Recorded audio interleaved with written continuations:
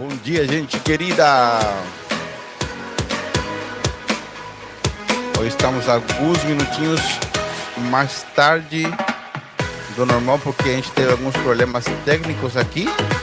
Mas já estamos aqui nessa manhã, prontos para mais um episódio do Fluircast.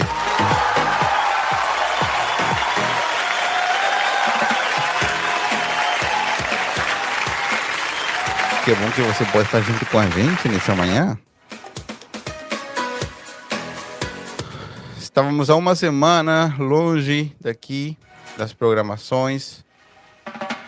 Estamos escrevendo o livro. Ainda não terminamos, mas logo logo vai estar disponível.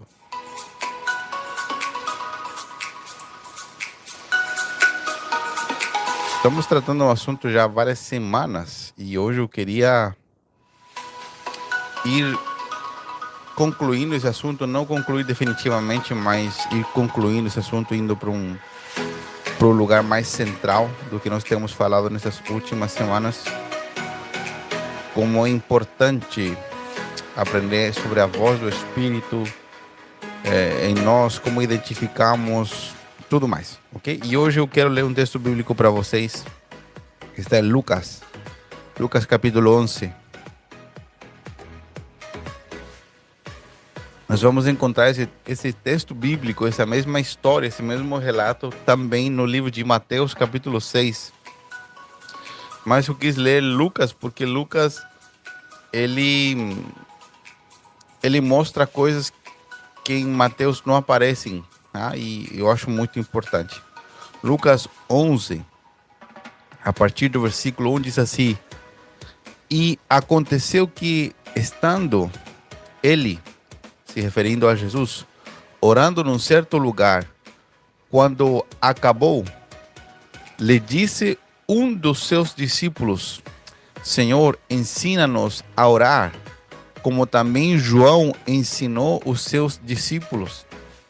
E ele lhes disse: quando vocês orarem, digam: Pai nosso que estás nos céus, santificado seja o teu nome, venha o teu reino, seja feita a tua vontade, assim na terra como no céu. Dá-nos a cada dia o nosso pão cotidiano. Perdoa os nossos pecados, pois também nós perdoamos a qualquer que nos deve. E não nos conduzas em tentação, ou livra-nos da tentação e livra-nos do mal. Ok, minha gente? E nós temos falado aqui sobre a vida do Espírito, sobre como ser guiado pelo Espírito Santo. Já sabemos que se você e eu já entregamos a nossa vida a Jesus, agora nós somos morada do Espírito Santo. Não é um direito conquistado pela gente, mas sim conquistado por Jesus para nós. Nós nos tornamos morada de Deus em espírito. O Espírito Santo habita no nosso espírito, no nosso interior. E a partir do dia em que o Espírito Santo passou a habitar em nós, a voz de Deus começou a ecoar, a soar dentro do nosso espírito e nós conseguimos ouvir o Senhor. Nós ouvimos uma palavra aqui. Eu li para vocês uma palavra profética do livro de Isaías. Deus estava dizendo para o povo que chegaria um momento em que eles ouviriam a voz do seu mestre e ouviriam uma voz atrás deles que lhes diria: você deve ir para a esquerda, você deve ir para a direita. Mas eu quero que nós vamos a um lugar mais prático de tudo isso. Muito mais prático ainda. Nós já estamos entendendo de forma prática, mas temos que ir mais prático ainda. Quando Jesus orava, ele se tornou um impacto para os seus discípulos. A vida de oração que Jesus levava era literalmente um impacto para todos os seus discípulos. Os discípulos mais próximos. Jesus tinha vários discípulos, mas havia um grupo de 12 discípulos que caminhavam bem perto com ele, moravam junto com Jesus, iam para todos os cantos enquanto o ministério de Jesus durou. Portanto, eles viam a rotina diária de Jesus. E na rotina diária de Jesus havia tempos de oração. Não somente um, havia tempos de oração. Não havia somente aquela oração particular. Esse era, na maior quantidade de tempo, Jesus orava a sós. Mas também havia muitas oportunidades onde Jesus orava diante dos seus discípulos. E Jesus chamava muitas vezes os seus discípulos para orarem com ele ou para acompanhar ele enquanto ele orava em particular, porque Jesus tinha a ideia de dar o exemplo, de mostrar a eles como ele guiava a sua vida, como era que Jesus descobria, né, o roteiro dos seus dias, da onde que vinham as ideias que Jesus tinha. Por que Jesus falava o que falava? Por que ele se movia como se movia? Por que ele decidia estar numa cidade e num povo e ir para outro lugar? O que era que fazia Jesus sair de um lugar e ir para outro? E Jesus acabou ensinando aos seus discípulos na prática que era através da vida de oração que ele era guiado pelo Espírito de Deus no seu interior. E em Lucas 11, Jesus está orando. E os seus discípulos, curiosos, né, de um método. O que acontece? Nós temos mania e é natural, tá? Eu não condeno aqui, porque todos nós, em algum momento da vida, pensamos dessa maneira. E nós sempre estamos pensando que há um método. Por quê? Porque no mundo natural existe método para tudo. Hoje, né, tem tantos métodos novos. Tem método para tudo. E os discípulos também não pensavam diferente. Eles pensavam que para orar havia um método. E eles disseram para o Senhor: Senhor, ensina-nos a orar. Esse ensina-nos a orar tem a ver com, né, como que o Senhor faz, né? O que se fala, como que a gente faz para Deus nos ouvir. E eu quero que você entenda o seguinte: para os judeus, o que Jesus estava fazendo publicamente, para os fariseus, por exemplo, que eram os estudiosos do Antigo Testamento, os saduceus e outras seitas religiosas que haviam na época, que eram de gente estudiosa, né, instruídos, o que Jesus fazia era uma aberração. Por quê? Porque para os judeus, a imagem de Deus era tão sagrada,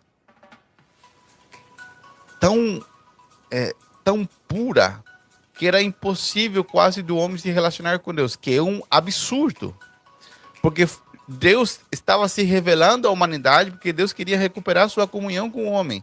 Então é absurdo que você considere que um Deus que está se revelando à humanidade, está procurando uma forma de se revelar à humanidade, você considera ele tão puro ao ponto de você não poder se relacionar com ele. Não é que Deus não seja puro. Deus é santo, santo, santo.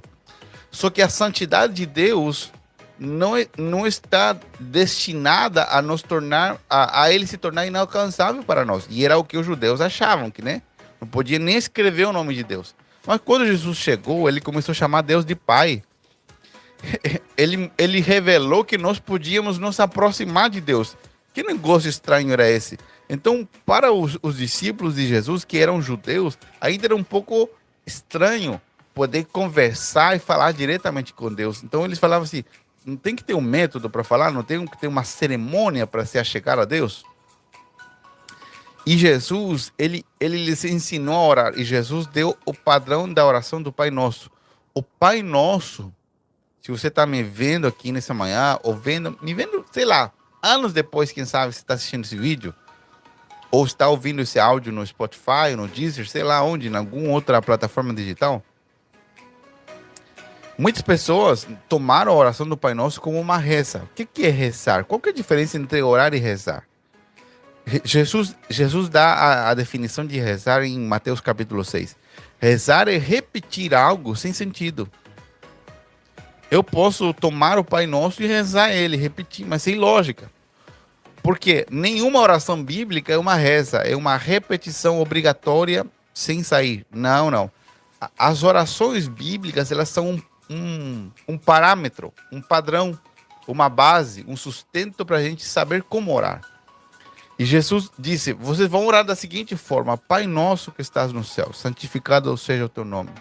Jesus está falando que para orarmos, precisamos entender primeiro que Deus é o nosso Pai e devemos estabelecer com Ele uma relação de honra e de adoração, de santificar o nome de Deus, de declarar que Ele é o nosso Pai, reconhecer que Ele está nos céus, nós estamos na terra, que é uma superioridade incomparável entre Deus e nós. E Jesus continua orando e ele diz: Senhor, que venha o teu reino e que seja feita a tua vontade aqui na terra como é feita no céu. E é aqui que eu quero me deter nessa manhã.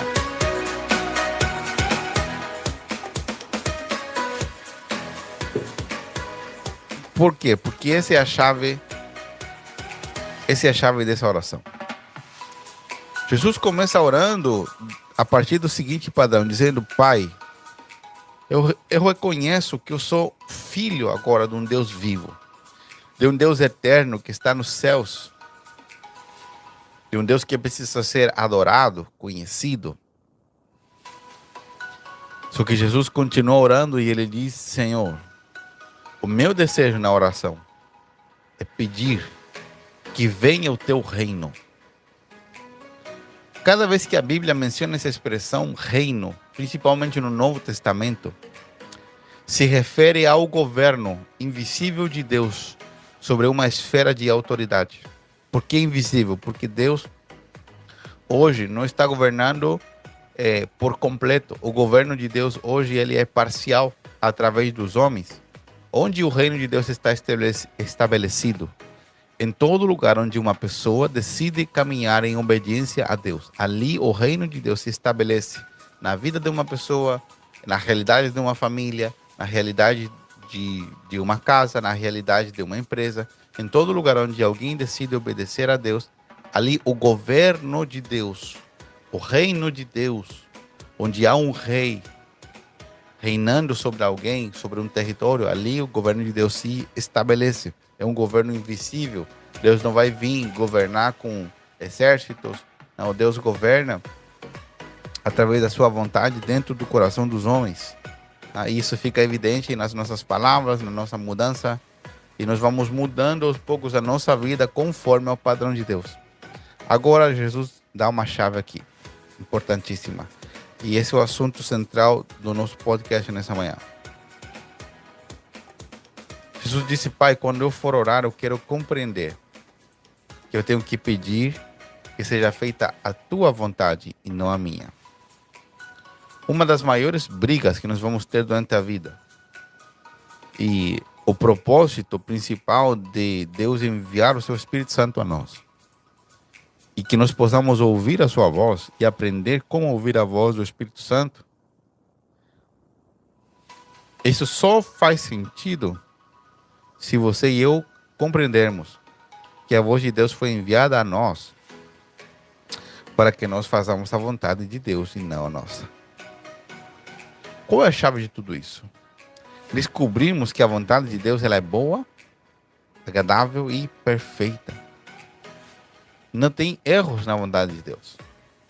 Isso não quer dizer que a vontade de Deus não inclua desafios, não inclua provações. Inclui provações, inclui dias difíceis. Mas a vontade de Deus é absolutamente perfeita. É completa e total para nós. Não há dificuldades, não há não é que não há dificuldades. Os nossos planos nos metem em encrencas que Deus quer poupar para nós. Porque quando nós fazemos a vontade de Deus, até os problemas nos quais Deus nos permite entrar, eles têm relação com o nosso propósito, eles vão produzir um fruto eterno em nós. Então, qual é a chave da mensagem dessa manhã, da palavra dessa manhã? Para que você quer aprender a ouvir a voz de Deus? Se você quiser ouvir a voz de Deus e não estiver disposto a obedecer a Deus, não tem sentido, não tem lógica. Imagina que você compra uma geladeira. A melhor geladeira que tem. Frost free. Não precisa descongelar. Lembra que antes nós tínhamos que descongelar as geladeiras? Geladeira maravilhosa que faz tudo. Só falta limpar a casa. Faz tudo. Você compra a geladeira para quê? Para guardar os seus produtos que não podem ficar ao tempo, vão estragar a carne e assim por diante. Imagina que você compra a geladeira e você deixa ela desligada na sua casa. Deixa ela desligada. Daí você compra a carne, compra um sinnúmero de coisas e eles vão estragando, porque a geladeira está lá, mas ela está desligada. Ela não cumpre o propósito para o qual ela foi criada. Da mesma forma, a voz do Espírito Santo em nós, ela foi projetada, o poder do Espírito em nós, ele foi projetado para nos guiar a toda a verdade e a toda a justiça, para nos guiar a uma nova forma de viver a vida em Cristo Jesus e é viver debaixo da vontade de Deus. Se você fizer uma enquete rápida com as pessoas e perguntar para elas se elas estão fazendo o que elas querem ou que elas estão ouvindo Deus falar, tristemente, uma alta quantidade de pessoas que conhecem a Jesus e nasceram de novo vivem fazendo o que elas querem. E por isso que o mundo não é alcançado para Deus, por isso que as nossas vidas às vezes são um fracasso na mão de Deus. E às vezes nós estamos dando certo, tá? Às vezes a nossa vida está dando certo, tá? Os negócios estão fluindo, tá tudo dando certo. Ontem eu estava ensinando a um grupo de discípulos nossos da igreja local aqui, em Balneário Camboriú, onde nós pastoreamos, a igreja Fluir da Vida. E estava explicando isso. Tem muitas ocasiões onde nós fazemos coisas que estão fora do propósito de Deus, fora da vontade de Deus, com a motivação equivocada e mesmo assim dá certo. E eu quero te lembrar no detalhe, a Bíblia diz que houve um momento em que Moisés estava junto com o povo de Israel no deserto. E Deus deu uma ordem a Moisés para ele falar, né? Para ele falar com a rocha, para que daquela rocha saísse água. Na ocasião anterior, Deus tinha dito para Moisés bater na rocha.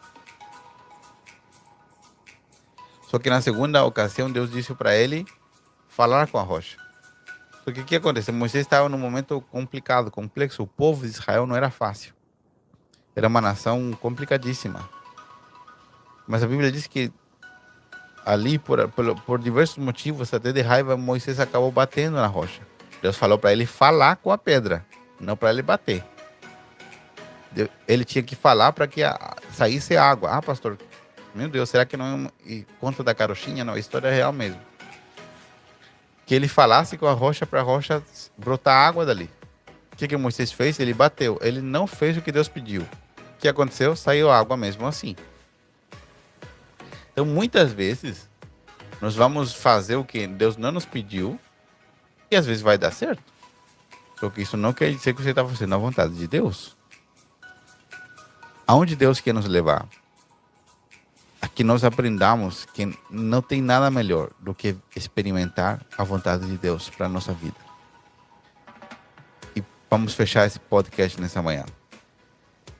O Espírito de Deus, a voz de Deus que está dentro de ti, para te guiar em cada decisão, em cada passo que você dá, ela foi dada com um propósito de te guiar para fazer a vontade de Deus. E essa é a experiência que Deus quer que você tenha.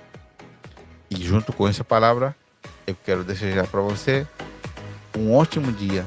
Que nesse dia você aprenda a ouvir a voz de Deus e aprenda a ter a experiência sobrenatural de obedecer a Ele e ser introduzido numa nova vida sobrenatural. Que Deus te abençoe.